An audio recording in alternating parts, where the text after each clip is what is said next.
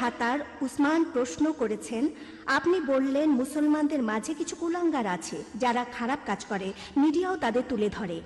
এই মুসলিমরা কি ধর্মের নামে এসব কাজ করে মিডিয়াকে সুযোগ দিচ্ছে না? এতে অমুসলিমরাও ভুল বুঝছে।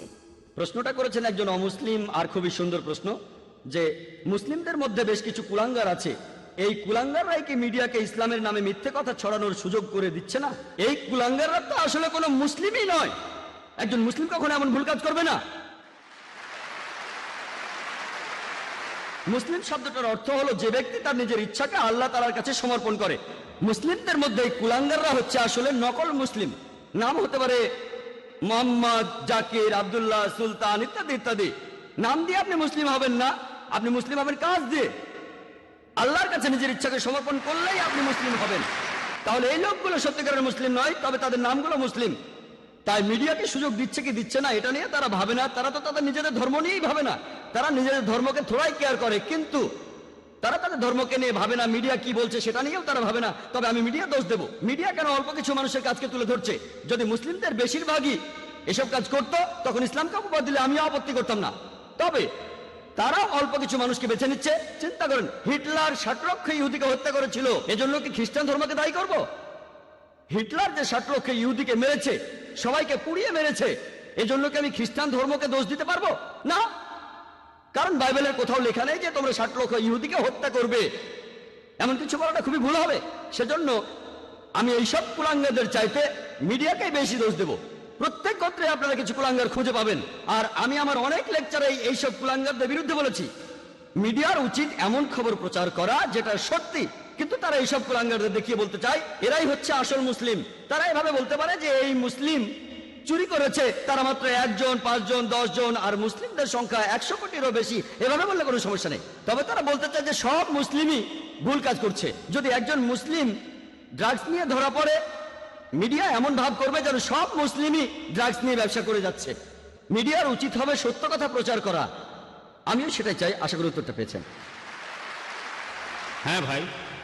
ডক্টর জাকির নায়েক, পিস টিভির কার্যক্রম শুরু করার জন্য আপনাকে আগাম অভিনন্দন। আমি দর্শকদের হাততালি দিয়ে অভিনন্দন জানাতে অনুরোধ করছি।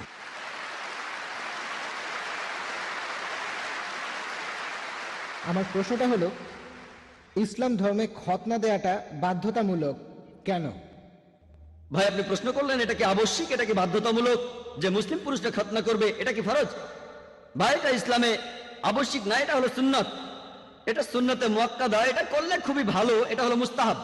আর ইসলামে খতনা দেওয়াটা হলো সুন্নত, এটা ফরজ না। তবে খতনা দেওয়ার অনেকগুলো কারণ আছে। আমি একজন ডাক্তার হিসেবে এই সুন্নতে খতনার উপরেই পুরো একটা লেকচার দিতে পারি, তবে এটা প্রশ্নোত্তর পর্ব, আমি তাই সংক্ষেপে বলছি। আজকে বিজ্ঞান আমাদের বলে যদি একজন লোক খতনা করে তাহলে তার কার্সিনোমা অফ পিনাস হওয়ার সম্ভাবনা কম, লিঙ্গে ক্যান্সার হওয়ার সম্ভাবনা কম। খতনা দেওয়া থাকলে সম্ভাবনা কম, যদি খতনা দেওয়া না থাকে তাহলে সম্ভাবনা বেশি। বেশ কিছু রোগ আছে যেগুলো প্রতিরোধ করা যায় যদি খতনা দেওয়া থাকে। খতনা দেওয়ার সময় প্রেপিউসটা কেটে ফেলা হয়, অর্থাৎ লিঙ্গের ফোরস্কিন কেটে ফেলা হয়। এখানে আপনারা দেখবেন যে খতনা না দেয়া কেউ যদি প্রকৃতির ডাকে সাড়া দেয়, তারপর প্রসাব করার পরে তার প্রেপিউসের ভেতরে প্রসাবের কয়েকটা ফোঁটা থেকে যায় ফোরস্কিনের ভেতরে, এ থেকে অনেক রোগ হতে পারে। চুলকানি হতে পারে, শরীরের ত্বকে প্রদাহ হতে পারে, পেপলোসাইটিস। খতনা করলে এইসব রোগকে প্রতিরোধ করা যায়। আর এছাড়াও আমরা প্রসাব করার পরে পানি দিয়ে ধুয়ে নিই, এভাবে রোগকে প্রতিরোধ করি। আজকে বিজ্ঞান আমাদের বলে একজন লোক বেশি যৌন তৃপ্তি পাবে যদি তার খতনা দেয়া থাকে, বেশি যৌন তৃপ্তি পাবে। এছাড়াও খতনা দেয়া থাকলে আপনার ত্বকে বিভিন্ন রকম ইনফেকশন হওয়ার সম্ভাবনাও কম। এখনকার বিজ্ঞান আমাদের বলে যার খতনা দেয়া থাকে তার এইডস রোগ হওয়ার সম্ভাবনাও অনেক কম। এইডস এর ভাইরাস খুবই তাড়াতাড়ি ছড়াবে যদি খতনা করা না থাকে। এরকম আরো অনেক রোগকে প্রতিরোধ করা যায়। এজন্য আপনারা দেখবেন যে আজকের আমেরিকাতেই 50%-এর বেশি ছেলেকে তাদের জন্মের পরই খতনা দেওয়া হয়, তারা কিন্তু মুসলিম না। এমনকি আমেরিকার খ্রিস্টানরাও ডাক্তার বাবা মাকে জিজ্ঞেস করেন আপনারা কি আপনাদের ছেলেদের খতনা দিতে চান, আর তাদের 50%-এরও বেশি ছেলেকে খতনা দেওয়া হয়। ইসলামে আছে সেজন্য করে না, কারণ তারা জানে এতে করে তাদের ছেলেদের উপকার হবে। আশা করি উত্তরটা পেয়েছেন। হ্যাঁ ভাই। আসসালামু আলাইকুম, আমার নাম ইমরান মোহাম্মদ, একজন আইটি ম্যানেজার। আমার প্রশ্নটা ইসলামের বিরুদ্ধে মিডিয়ার ষড়যন্ত্রগুলো নিয়ে। মুসলিমরা কিভাবে এসব ষড়যন্ত্রের প্রতিবাদ করবে? যেভাবে আমেরিকা পুরো পৃথিবীকে শাসন করতে চাচ্ছে, ইসলামকে দাবিয়ে রাখতে চাচ্ছে, ইত্যাদি ইত্যাদি। এসব ক্ষেত্রে প্রায় দেখা যায় যেসব মুসলিম তাদের ধর্ম সম্পর্কে খুব একটা জানে না, তারা মিডিয়ার এইসব মিথ্যা রটনা শুনে সেগুলোই বেশি করে বিশ্বাস করে। মুসলিমদের কিভাবে এসব ষড়যন্ত্রের মোকাবেলা করা উচিত? ভাই, আপনি একটা প্রশ্ন করলেন যে কিভাবে একজন মুসলিম প্রতিবাদ করবে বিভিন্ন ষড়যন্ত্রের বিরুদ্ধে যেগুলো আমেরিকানরা ইসলামের বিরুদ্ধে প্রচার করে থাকে, আর আমরাও বুঝতে পারি না যে কি করতে হবে। প্রথমে যেটা করতে হবে, আগে জানতে হবে আমাদের দিনকে। দুর্ভাগ্যজনকভাবে বেশিরভাগ মুসলিমই নিজের ধর্ম সম্পর্কেই জানে না। এই জন্যই আমরা এই সমস্যায় পড়ি। যদি নিজের ধর্মটা ভালোভাবে জানি, তাহলে মিডিয়া এই মিথ্যা কথাগুলো প্রচার করার সুযোগ পাবে না। দুর্ভাগ্যজনকভাবে আমরা আমাদের ধর্মকে জানি না, আর এ কারণে মিডিয়া যখন বিভিন্ন খবর প্রচার করে আমরা মুসলিমরা লজ্জিত হই, তাদের সে কথাগুলো মেনে নেই। আমি একটা উদাহরণ দেই। একবার এক ধার্মিক মুসলিম, মাশাআল্লাহ, তিনি একদিন আমাকে বললেন, ভাই জাকির, আপনি কি জানেন এই তালেবানরা তারা খুবই নিষ্ঠুর খারাপ মানুষ। আমি বললাম, কেন? কারণ কি? কারণ তারা মহিলাদের মারে। আপনাকে কে বলেছে? আমি নিজের চোখেই দেখেছি। কোথায় দেখেছেন? আমি বিবিসিতে দেখেছি। আমি এখানে তালেবানদের পক্ষে কথা বলছি না, তারা আমার বন্ধু না, আবার শত্রুও না, তাদের পক্ষে বলছি না, তারা আমার বন্ধু না। আমি পৃথিবীর বিভিন্ন দেশে ঘুরে বেড়াই। একবার মালয়েশিয়াতে লেকচার দিচ্ছিলাম, সেখানে এক দম্পতি, তারা দুজনেই ডাক্তার। একজন স্ত্রী রোগ বিশেষজ্ঞ, অন্যজন শিশু রোগ বিশেষজ্ঞ। তারা 1 মাসেরও বেশি সময় আফগানিস্তানে ছিলেন, সেখানে তারা আহত লোকদের চিকিৎসা করছিলেন। আর সেই মহিলা ডাক্তার, তিনি আমাকে বললেন, টেলিভিশনে যে ভিডিওটা দেখানো হয়েছে, তালেবানরা এক মহিলাকে মারছে, তারা তালেবান না। আপনি কিভাবে জানলেন? কারণ আমি তালেবানদের সাথে ছিলাম, আমি জানি তারা কিভাবে পাগড়ি বাঁধে। যেমন ধরুন, আমরা আরব নই, তাই আমরা বুঝতে পারবো না পাগড়ি বাঁধার কতগুলো নিয়ম আছে আরবদের মধ্যে। তবে আরবরা জানে যে আরব আমিরাতে পাগড়ি পরার নিয়ম একরকম, সৌদি আরবে পাগড়ি পরার নিয়ম আরেক রকম, কুয়েতে পাগড়ি পরার নিয়ম আলাদা। তারা জানে, কিন্তু আমরা জানি না।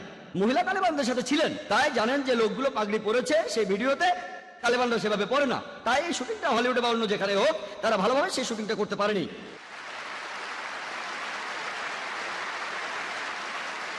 মিডিয়া এভাবে সবকিছু বদলে দিতে পারে। যেমন ধরুন, আপনাকে প্রশ্ন করলাম যে জর্জ বুশ ভালো না খারাপ মানুষ? ভালো না খারাপ? আপনি বললেন ভালো মানুষ না।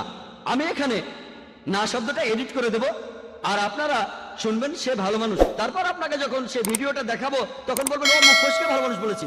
আপনি ভালো মানুষ বলেননি, আপনি বলেছেন সে ভালো না। আমি না শব্দটা এডিট করে দিলাম, তারপর আপনাকে দেখালাম, দেখুন ভাই, আপনি ভালো বলেছেন।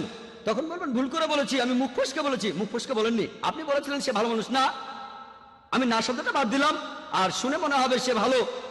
এভাবে মিডিয়া অনেক রকম খেলা করে। আর আমরা মুসলিমরা, আমাদের যেটা করা উচিত, আমরা আমাদের ধর্মটাকে খুব ভালো করে জানবো, আমাদের দিন সম্পর্কে ভালো করে জানবো।